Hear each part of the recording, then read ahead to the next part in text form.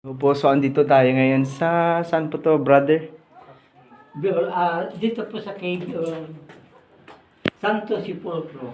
Ah, Cave of the Santo Sepulcro or yung Holy Face. Ito po yung shroud of Turin, yung kumpletong ano niya. Kasi kapag kahatiin po natin right away, makikita po natin dito ito po yung face niya. Ito yung pinagpakon sa kamay. Ito sa paa. At ito naman po yung sa likod. Yung likod niya po. Minsan nga po, noong 2020, nagkaroon po kami ng Marian exhibit. At lahat po ng mga titles ni Mama Mary is dinala rito. Wow. Katulad po nitong Our Lady of Sorrow, yung yung Sagapan, yung Divina Pastora, then sa Our Lady of Manawag. Lahat po ng mga almost nandito sa... At nga, sabi nga ni Father Christian, na itanong namin sa kanya, kung bakit yung Our Lady of Sorrow o yung Maria de la Rosa is inilagay niya rito.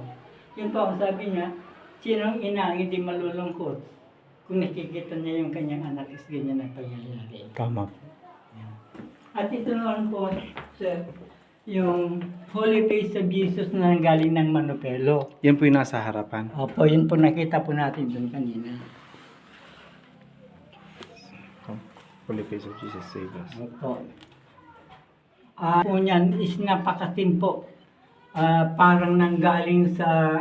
Yung original na tela po is nanggaling po sa tela ng mga vicious thread, mga vicious o mga talaba, gano'n. Ah, Yung, ano niya ito po? po siya. Wow.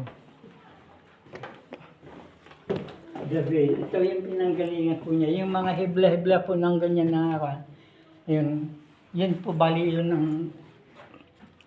The veil is a small piece of very thin cloth made of sea silk, Opo. vicious from Maras.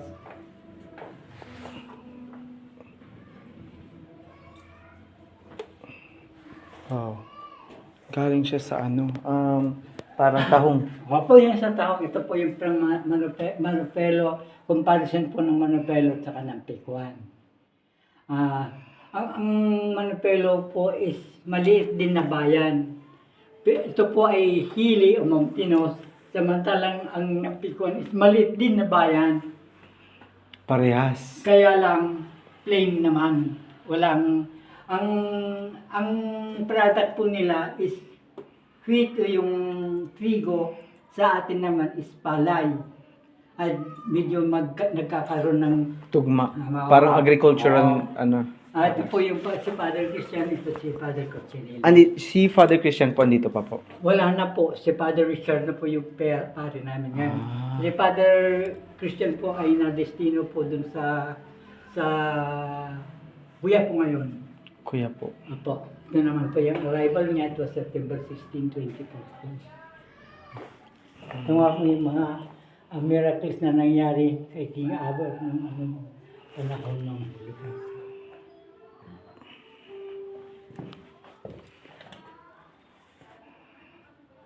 At ito naman po yung history ni Veronica na parang pero sabi po ni Father is yung Veronica is parang legend lang dahil sa Bible wala namang ginawa si Veronica kundi yan. Mamaya ibibigay ko po sa inyo isang leaflet ko. Thank you po. Na tinatago ko regarding Holy Ay, salamat. Kay Padre Pio at saka si Holy Face. Wow. Ito naman po yung scripture ni St. John, yung sinabi ko po sa inyo kanina, nang mababasa po natin sa scripture ni St. John, chapter 20, verses 1 to 9, regarding po sa yung last stanza kasi na he saw and believe siya, naniwala, sumampalataya. Opo. Ito naman po ito po yung sinasabi ko sa inyo Shroud of Turin. na Holy Face of Jesus. Opo. Ito po yung sa kawayan, ito po yung Holy Face nila, ito yung bali logo ng baro nila. At ito naman yung sa amin, yung Holy Face of Jesus of Manupelo.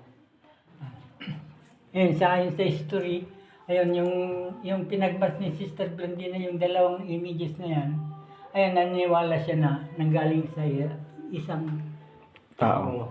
Wow. scientifically proven Po, to be and authentic. both perfectly correct.